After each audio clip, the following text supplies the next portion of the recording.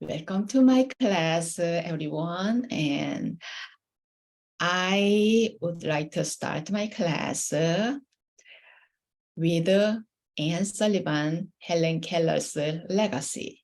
So I'm going to give you 3 questions. Why, what, how about these 2 ladies? So after you listen to me, and I strongly encourage you to find, Helen Keller's documentary movie or just a movie and watch them. Okay, watch it. So 3 question is why, what, and how. It just came to me when I studied more just, as a teacher educator, how I can prepare my teachers. Why didn't Anne Sullivan leave Helen Keller on the first day or second? Because most of our previous teachers and nannies, they worked for probably several minutes or several hours or several days. They all left Helen Keller and said, she's helpless, I'm helpless, there is nothing I can do more. However, Anne Sullivan stayed. So then means Anne Sullivan saw something, right? That's a what. So she stayed because she saw inside Helen something. And then how she could see something inside the Helen. So think about this. Anne Sullivan saw some pearl, pearl that, gem inside Helen. So inside Helen means because, most of our previous nannies and teachers, tutors, whoever they could, invite, they all saw Helen's behaviors, emotional outbursts, fear tantrums, and they just found themselves, they didn't believe they could handle Helen. So they left. However, Anne Sullivan, it was the same. And she observed how other, and Helen's family members and Helen's, the workers, serving in the house, responded to Helen's that wild behaviors. I believe Anne Sullivan saw inside that gem, inside Helen. She saw gem inside Helen. And how could she saw that? That's a how question. How could she see Helen Keller has a gem? I call it potential intelligence. It is a potential intelligence, and I name it underdeveloped potential intelligence. So nobody could develop her, and then she could not, of course, develop that because she has a severe sensory organ impairment. It's different from sensory impairment and sensory organ impairment. She had a blind and deaf. That is an organ impairment. However, we work on sensory processing, right? So it's a 2 separate, concepts. Sensory processing is a cognitive functions. And what Helen had is organs. So the system, body system didn't have that. So that's a 2 different one. However, Helen, without eyes, if I take off my glasses, I cannot see. I'm just like almost blind, right? So these glasses made me survive, still work. But Helen could not do that. That's why Helen, everything was underdeveloped. However, she had a very strong ego, right? She had a strong wants. She had a strong needs. That means inside her, there are strong intelligence and cognition. That's what Anne Sullivan saw. I would say, how could she see that all other adults could not see, including Helen's parents? Very direct parents, they gave Helen all those DNAs, genes, and then they nurtured, raised her. They did not see that, but Anne Sullivan saw that.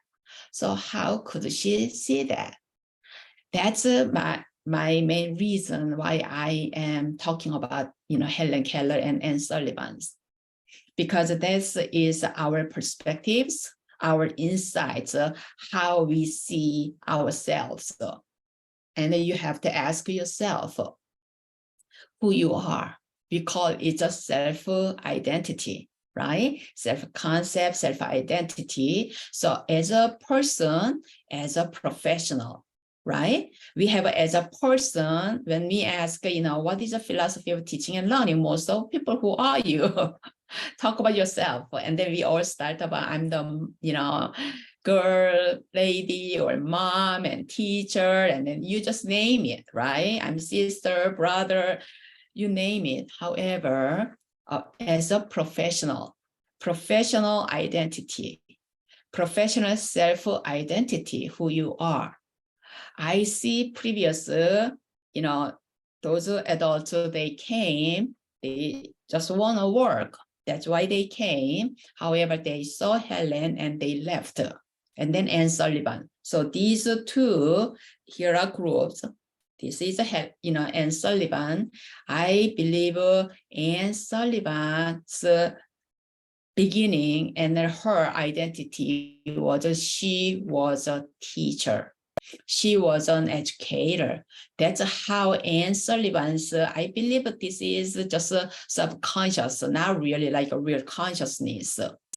She got trained, she was prepared to be an educator, right? To be an educator. So she saw Helen with the educator's eyes, educator's insights, educators' perspectives. However, previous ones, they saw Helen as a caregivers, maybe nannies, maybe respite care, caregivers, it's the same, right? More like a rehabilitation perspective. So that's a huge difference. So ask yourself, because you are taking my classes as an potential special educators. I would not say potential, but pre-service special educators, or you are in service special educators. So you are already in the profession, or you're preparing, to be in the profession, education field. Are you an educator, or are you a caregiver? This is a huge difference and huge perspectives, because I have been observing in the school buildings, many special education teachers, they said, yes, I'm a teacher. However, what they do is a caregivers. What do they do inside the school building? So they do not teach it. They do not try to show this whole beautiful world to our students. So that is another word. Do you see children in schools, so really children or your students, your learners? You see them as your learners, students, and then you will teach it because you are there as an educator, as a teacher. Especially special education teachers, special education educators, special educators, you are all with some specialized method and strategies, right? And knowledge. So that's the huge difference. So again, why, what, how? So you change this one. I asked you, and then I asked Anne Sullivan, even though I don't see her, but I just, for a long time, I asked Anne Sullivan, why didn't you leave Helen? Helen was uncontrollable. She was not manageable child.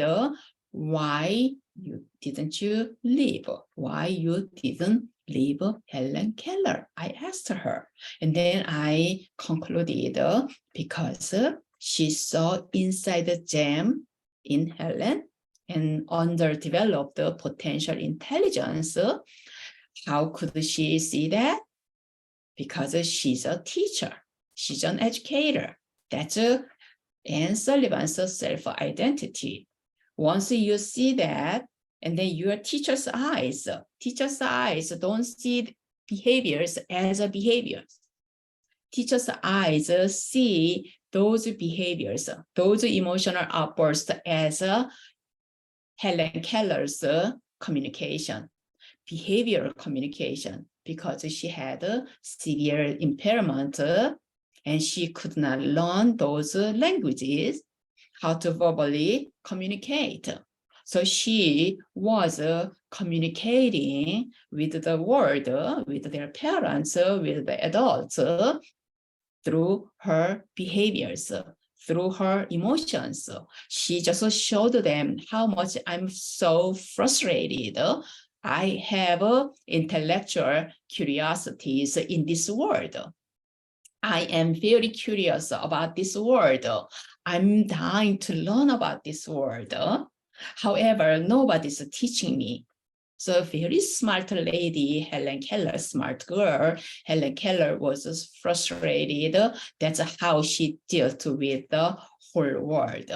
That's what, Anne Sullivan saw, right? So this is, again, insights and perspectives. So insights and perspectives are very important. Why? Because you saw that potential intelligence, and then what is your next step? And then teach it. And the next step is how to teach it, right?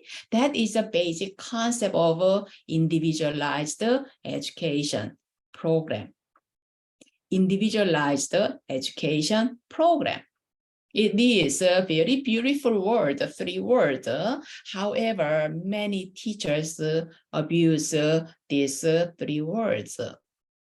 And then you see individual IEPs, not yours, you developed. Somebody else's, we always very good at, criticizing, evaluating others and others' work than our own. You see that many IEPs, that is a whole year's education program for that precious child. However, what their goals and objectives, because other part is okay, but goals and objectives, these are the one you, special educators, you're in charge of teaching, right? And then how many goals there, how many objectives there, and then how about this child potential intelligence to catch up, to become, to change, transform that potential intelligence, underdevelop the potential intelligence to develop the functional intelligence, right? It's very important. So next one is how to teach it, right? What to teach, how to teach it. So once you have these insights and perspectives, saying every child has underdeveloped potential intelligence in special education, and of course, general education as well. However, we are charging over, children we already, diagnosed as a disability, with disabilities. And then how and what. So each class, I ask these questions, okay? So I teach mostly classroom behavior management class, and then the other one, I'm teaching diagnostic instruction, diagnostic education. I call that diagnostic education, diagnostic instruction. I am a designer. I'm a designer. I call myself as an education designer because IEP, we design child years of education. I rather say designing than development. Okay, so we design with all knowledge we know, child what to learn and then how to learn. So we design those child's education. So you, as a special education teacher, you will design your child education. Since you are a designer, you know how to teach it, you know what to teach it.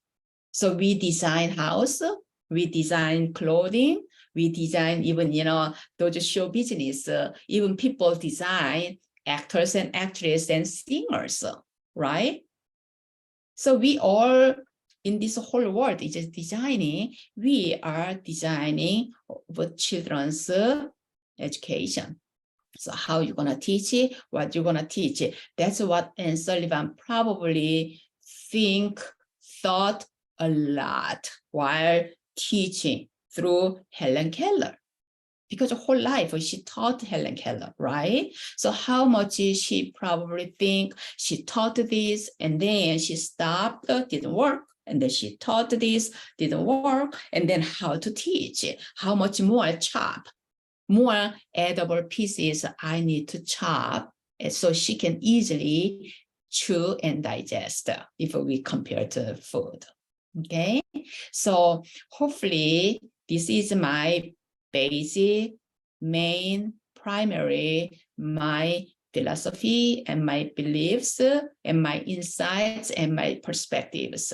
Okay, so I am here as a teacher educator to teach you what to teach, how to teach. However, I need you or my potential students.